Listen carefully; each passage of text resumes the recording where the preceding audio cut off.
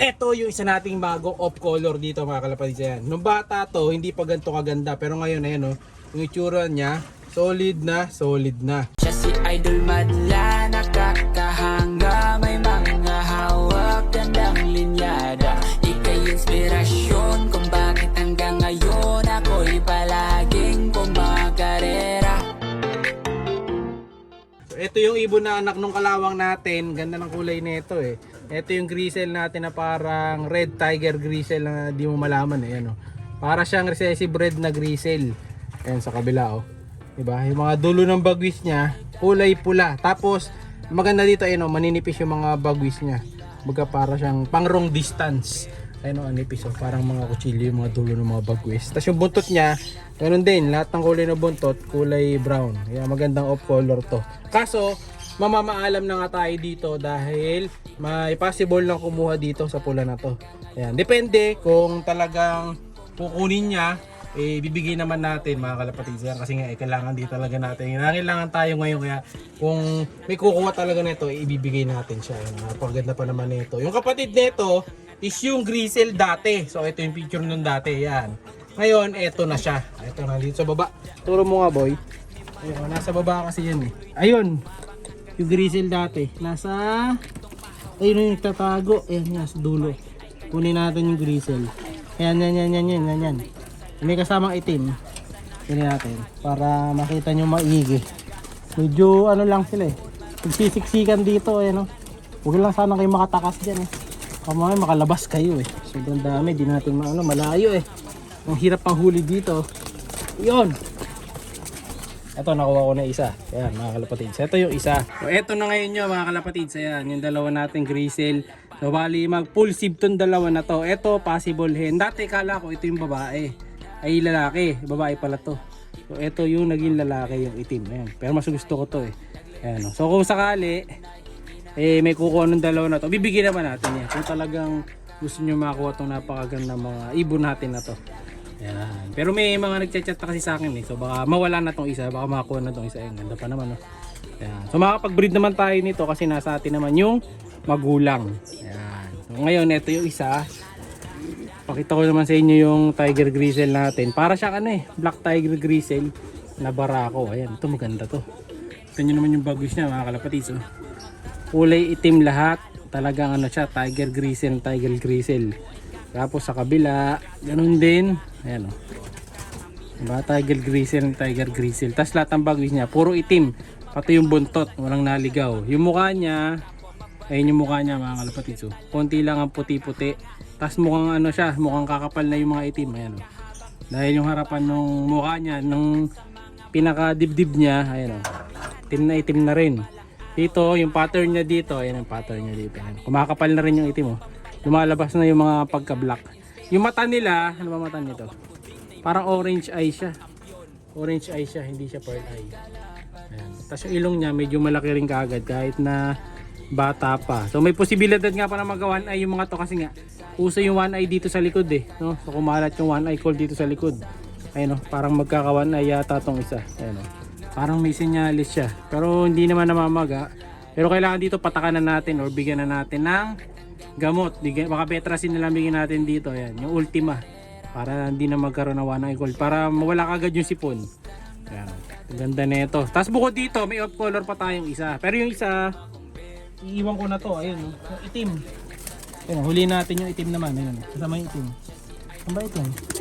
Ayun, nagtatago. Huli natin yung itim. Pakita ko sa inyo yung itim ha. Kasi ang hirap huli ng itim na to. Nasa dulo. Sige. Ayan. Yun. Jackpot na. Ito na itim mga kalapatids. Yan. Ito, favorite ko din tong itim na to. Yung Peter Van de Merwe natin na to. Yan. Na nakakross doon sa iba nating ibon. Yan. Nakalimutan ko sino yung tatay nito eh. Pero yung nanay nito is yung Van de Merwe. Ayan, ang ganda. Ayan. Ay hindi. Ano to? Bali anak to nung tiger grisel na imported cross dun sa sininanay nito anak ni Kobe mga kalapatids. Bali apo na ni Kobe to. Magkakawan ay din sila. Ayun ano. Ayun mamasama-masa yung mata. So may sign sila ng one eye cold. So patakan na natin to sa bigyan natin ng Betracin. Kasi magkakasipon to pagka ganyan. So ito, ganun din yung bagwis niya. Ayun matutulis din Puro off color ang breed natin. Ayun mga dulo matutulis din. Sa kabila, ayan. Ito ang in-expect ko pala na akala ko magiging Grisel din, Tiger Grisel. Pero hindi, naging siya, pure black. Yan, hindi siya yung Bandimero, iba to mga kalapatids. Kala ko yung Bandimero, nasa kabila na pala yun. Tapos pure black din ang buntot. Ayan. Pero kasi yung buntot niya, ayan parang may shade sa gitna ng Grisel. So may pa to, kumbaga may chance pa siyang mabago yung kulay. Pag nag final mold, pwede pa siya magkaroon ng konting puti-puti. Ayan. Medyo mailap yung mga ibon natin dito, nagwawala sila. Madalang mahawakan yung mga nandito. Kasi ito, tetrain pa lang natin yung mga to Balik mo na boy, yan mga tetrain natin to sa susunod na season. Meron pa tayo dito, medyo malabo naman ang kulay na pula. Ito. Hindi natin. Ito yata. Lumipad. Saan? Ito mga speedbird. Ito yung mga kasama nila dyan, yung mga speedbird natin. Yan. Mga huling speedbird natin magkakawan eye din. Dali tayo na one eye cold dito. Uso sakit ngayon.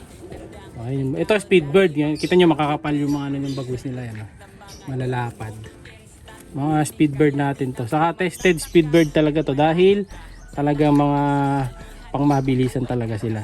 Ayan. Ganda ito. Laki ng katawan nito. Possible na barako. Ayan. So kung gusto nyo naman speedbird, PM lang kayo. Meron naman tayo mga extra dito. Ayan. So, diba? Gamutin lang natin ang pang one eye cold muna. Pero mga panlaban talaga natin to. Kahit mga naka-comring yan. Naka-comring tayo na PHA, yung original PHA ring. Ayan mga kalapatids. Tapos nga pala si Dagit. Tapos bukas nga si Dagit mga kalapatids. Aabangan naman natin sa pauwian niya bukas ng third lap pond race at first lap ng derby mga kalapatids. Tapos second lap naman yung isa pang pond race na sinalihan. So bali, tatlong entry yan na yon. Si Dagit alam ko di ko na sinali doon sa second pond race yun no? Pero yung isang pond race sinali natin. So marami tayong pond race na sinalihan doon sa dalawa nating ibon. So sa off color, hindi ko na rin sinali si Dagit sa off color dahil nga siyempre ang gusto ko lang talagang i-entry sa kanya is yung derby. Yung off color di na natin siya sinali. Saka medyo kinapos tayo ng budget para sa off color kasi 350 din yun. So nagbayad tayo kahapon ng 1,050, yun yung binayad natin para dun sa tatlong ibon natin na old bird lahat. So ayan, ito tingnan natin kung nililimliman pa yung ibon ayan, nililimliman pa naman yung mga itlog ni Kobe. So bukas pa darating yung asawa niya, wala siyang kapalit ngayong hapon. Dapat mamayang mga ilang oras pa si Dagit na yung maglilimlim dyan, pero wala siya. So bukas muna, no? Ikaw muna bahala dyan tol. Abangan mo bukas pagka naglimlim na dyan si Dagit pag uwi niya, no? Galingan sana ng kasama mo dyan na si Dagit. Yung mga kasama niya ito naghihintay na rin.